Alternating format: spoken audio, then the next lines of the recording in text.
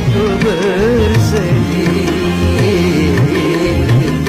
Kini ku telah kembali padamu kasih. Setelah lama ku tinggal pergi.